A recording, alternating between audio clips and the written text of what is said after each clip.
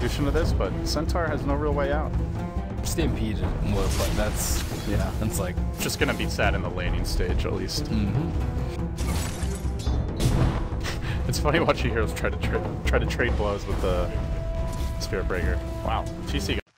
That's definitely a good way to go down, and he even gets the experience on the fluff kill. That's much needed experience. Once he gets level 6, he can. I guess he'll still die to Omni Slash. So yeah, maybe not. But Omni's not always going to be up, so does have a decent cooldown. Oh my goodness, another kill. Generally, that's where you just look to play more defensively. And another room for TC. Another regen for him. This guy is perpetually at full HP in the lane with all his spells online. Fire just starting to accelerate their advantage now, pushing through the bottom lane. They'll take the tier 1 here as well. Fire forced to blink down. Z-Freak, well, not dead yet though. Blink clap from TC will secure that kill. Fog now being chased out. Quad bolts there. Right as the disruption comes through though. Somewhat awkward timing. Looking to keep that brew alive. Now he'll split. Mike going to work here on Limpin with his own Mask Command as he secures another. At the same time, your Venno setting up shop on Moon. From the backside comes a whole lot of pain. They bring in the brew lanes, and they end up getting... Fissure comes out. Fog still healthy, still fighting his way through this. TC, will he manage to get off that brew split? He can't. That's a big one, but Ush also delivers a nice 2 kills going the way of Fire, and now looks for more. Oh, Fog, he got the Enchant Totem again. He's in front. The Fissure this time, not perfect, kind of blocked him away, but Ush gets the double crit off, and another couple of kills for the Jug. And oh, by the way, there's a Venomancer in this game. He's off pushing mid. Fire just running away with it. I can't believe Fog lived through that whole exchange. Yeah, the Centaur blinks past him, then Stampedes onto him. He ends up fissuring 2 heroes because Pop jumped directly on top of him. She doesn't have the Orchid yet. If she has Orchid there, they just get a quick, clean kill, and they can either back off or maybe even look to fight more, but Fog just... He's really been stepping up his individual play lately, it feels like. Yeah, and that's where you go back to TC solo killing by her, what, 3-4 times maybe? That makes so much space for your supports. Like, at that point, they could just afford to leave Earthshaker off bottom. The Venno can pretty much just do whatever, because he's accomplished his goal. And we'll see another easy solo start for us. Meanwhile, Swindle may end up going down here. The Shadow Blade was being used, and looks like Mike is going to go for the easier kill. On the Moon he goes, quick ultimate, before he can even cast those, before he can even wave those arms around, he's down for the count. Now they chase him, Stampede being used, they can't even get off a Shadow Strike. Queen of Pain twirling around foolishly, just taking a bit too long there, and now Alex Mike may go back in. He's the one hunting, and it's compLexity who are forced to retreat. 24-9. Blink, TC, that's into 3 heroes he goes for the ultimate. The brew splits here, they'll just slice and dice Limp, finishing him off. Now looking for a bit more. Your Murano leaps into the tree line. Can they get vision? No easy way to do that. We'll end up surviving, but now enter the mid lane where Fog's preparing an Echo Slam. He's got a little surprise for Swindle if Swindle dares to enter this lane. But Andy almost, but there he does not. Jesus. Radiant's top tower is under attack. Ush will leap forward. He didn't even commit an Omni Slash to this, and just the illusions alone are enough to force a leap out. Now, surging on in, they'll disrupt his own illusions, and they actually do quite a bit here. At the same time, Fog finding a kill bottom lane on the Queen of Pain. Looks like that was a solo dunk from him. As they will go in with the Jug Omni Slash on the Swindle, but it's split with Moon. Doesn't matter, Moon still falls. It's a godlike Jug. And yeah, while that was all happening, your Queen of Pain ended up getting solo killed bottom by the enemy 4 position Earthshaker. This game, out of control, pretty much out of reach. compLexity just getting swamped in our deciding game 3. Fire just looking for their Lorax at this point. They'll get it. Fog maybe in a slight bit of trouble here, but he's got backup in there. Arrow comes through. He's still a very healthy 500 HP even after all that. Swindle nearly finished off, chased out by the Jug, who keeps on diving towards him. Well, still has Aegis. They get the kill and lift. They look for a bit more. Fog's there again with the Fissure, jams it home, kills off Moon, and at this point they're just punching them while they're down. They're already knocked out and continue to take blow after blow from a relentless Fire crew. Looking for a big turn here though. Biver will get off the Queen of Pain ult. They may bring down the Juggernaut. He Blade Furies and ends up falling.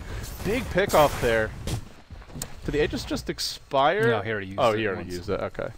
Yeah, I was gonna say, I think he just rushed.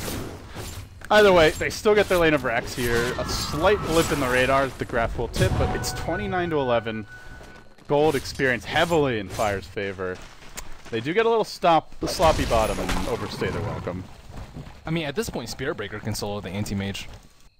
Brew's getting to the point where he can just go for solo kills. AC's almost done. He doesn't even have Manta style. He had a really fast Battle Fury.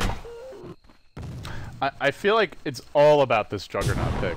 He just... And the wards they got up for him. Like, getting this ward here, constantly threatening.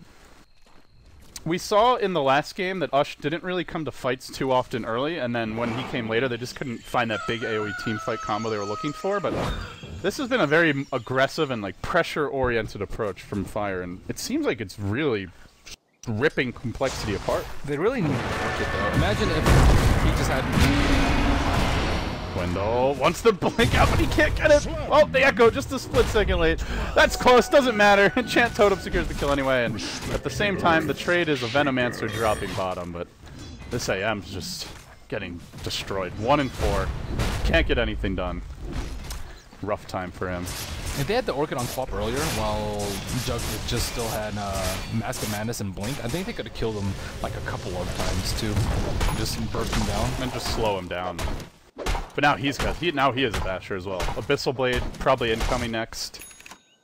At which point Radiant's he can easily bottom solo tower kill is under attack.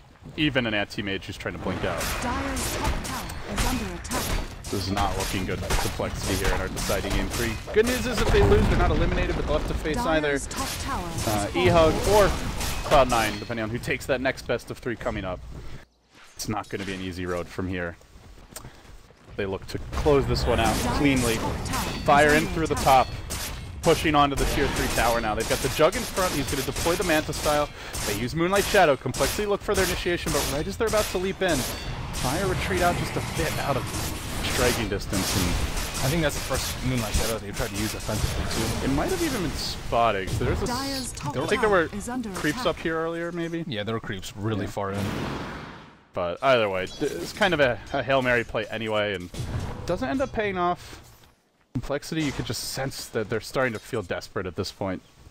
They know it's one more good push from Fire, and probably 2 lanes of Rex and GG if they can't defend it. They may get an opening here, though. This is a smoke, and Ush, he leaps in, he gets off the Omni! The disruption comes through, instead it's the Quap who suffers the wrath of the mighty Juggernaut.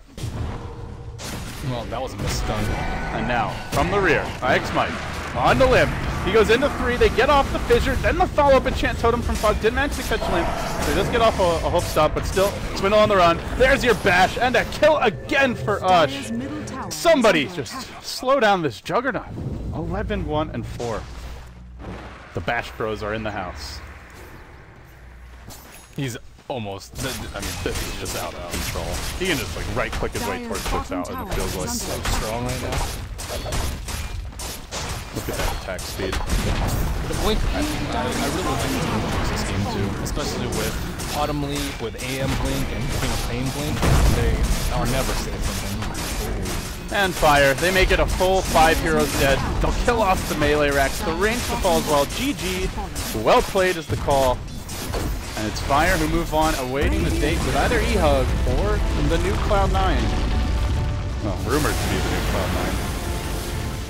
In our next best of 3. So that's what'll be coming up next, guys, is in the end it's just Fire who run away with it. They look solid, not perfect by any means. They had definitely a dip in that game too, but they bounce back hard here when it really counts, and still probably going to have a tough road the rest of the way, just knowing that Cloud9's somewhere lurking in that bracket. But it's a good showing from them, Ben. Mm-hmm. Indeed. Guys, thank you for joining.